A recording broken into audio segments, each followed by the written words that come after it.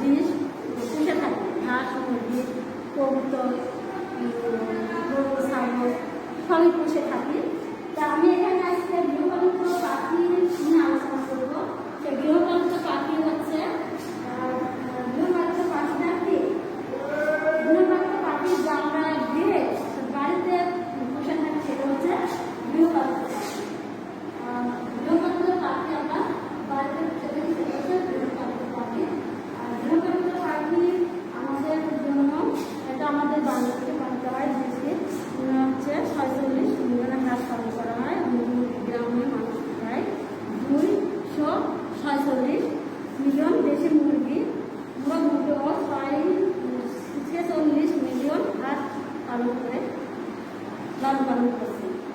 আমাদের দেশি মুরগি বছরে 45টি এবং দেশের হাঁস 70টি ডিম পারে। কিন্তু উন্নত জাতের হাঁসগুলো উন্নত জাতের যেমন হাতি ক্যাম্বেল আছে, লেগ রোহন আছে, ফাউন আছে, এগুলো হচ্ছে 200 থেকে 250টি ডিম পারে।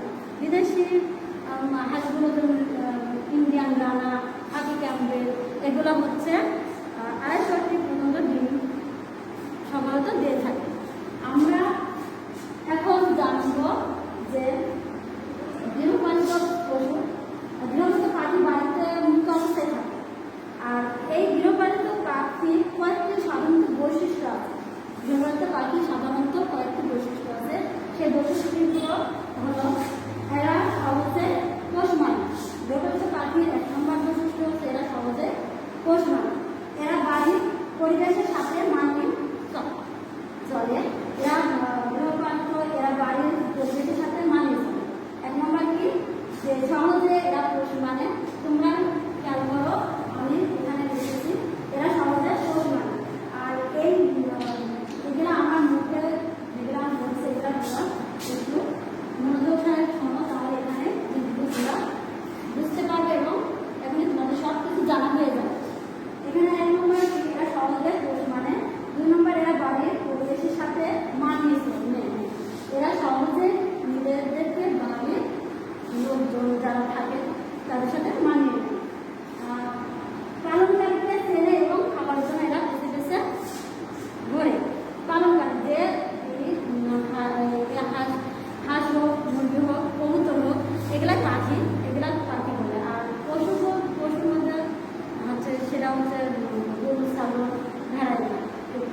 পাখির মধ্যে তাহলে এই হাঁস পালে আর যে পালনকারী সে হাঁস পালে আর মুরগি পালন আর গরু হচ্ছে কবুতর পশু যারা এদের সাধারণত খাবার দেয়।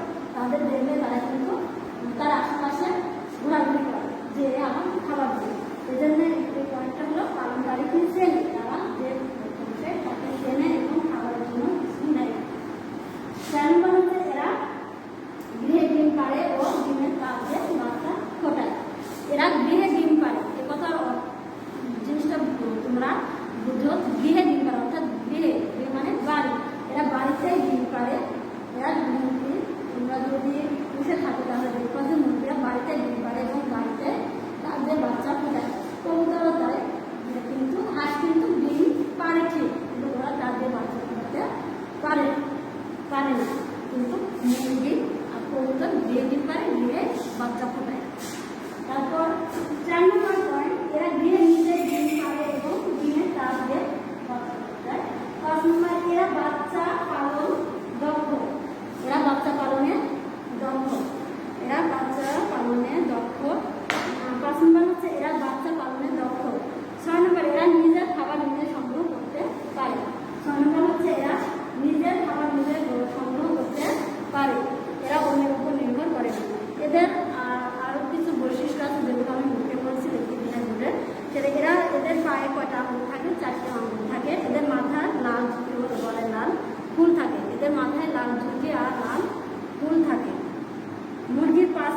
বসে ডিম দেওয়া শুরু করে, মুরগির তার সন্তানকে বন্য পশু পাখির হাত থেকে রক্ষা করতে চেষ্টা করে। এরা মুরগির আরেকটা বৈশিষ্ট্য আছে, তোমরা যদি বসে থাকো দেখবা, মুরগির বাচ্চা যখন ফুটে বের হয় তারা মুরগি তাদের সাথে করে নিয়ে তার পরিবেশের আশেপাশে ঘোরাঘুরি করে, খাদ্য খাওয়ায়, ফুটে ফুটে পোকামাকড় খেয়ে মানুষ করে। তখন যদি কোনো জীবজন্তু আসে তাদের আক্রমণ করে, তখন তারা প্রাণপণ চেষ্টা করে তার বাচ্চা রক্ষা করার জন্য। হাঁস জলজ পাখি বলা হয় হাঁসকে, আর হাঁসকে বলা হয় পাখি জলজ পাখি। হাঁসকে কি বলা হয়? জলজ পাখি, কারণ এরা জলের বিশুদ্ধ করে থাকে, তাই এই জলজ পাখি। হাঁসের পায়ের আঙুল পর্দা দ্বারা যুক্ত, হাঁসের পা পর্দা দ্বারা যুক্ত, তাই এরা সহজে পানিতে সাঁতার কাটতে পারে। তাহলে হাঁস কেন সাঁতার কাটতে সহজে পারে? তাহলে তোমরা এটা বুঝেছ নিশ্চয়, সেটা হচ্ছে কি হাঁসের পায়ের পর্দা যুক্ত, সেই জন্য এরা সহজে সাঁতার কাটতে পারে। হাঁসের ডিম তা দেওয়ার অভ্যাস কম, তাই হাঁস ডিম মুরগিতে রেখে ফোটানো হয়। তাহলে আমরা এটাও জানলাম যে হাঁসের ডিমের থেকে হাঁসও ডিম পারে, কিন্তু হাঁসের বাচ্চা ফোটাতে কেন পারে না? হাঁসের ডিমের তাপ দেওয়ার অভ্যাস কম, কিন্তু বাচ্চা কোথা থেকে আসে? তাহলে হাঁসের এটা একটা প্রশ্ন আসতে পারে। হাঁসের বাচ্চাটা আসে এভাবে যে হাঁসের ডিম যখন পারে তখন ওই ডিমগুলো দেশি মুরগি, আমাদের দেশের মুরগি যেগুলো উচ্চ হয় সেগুলা প্যাটের নিচে দিয়ে হাঁসের বাচ্চা ফোটানো হয়।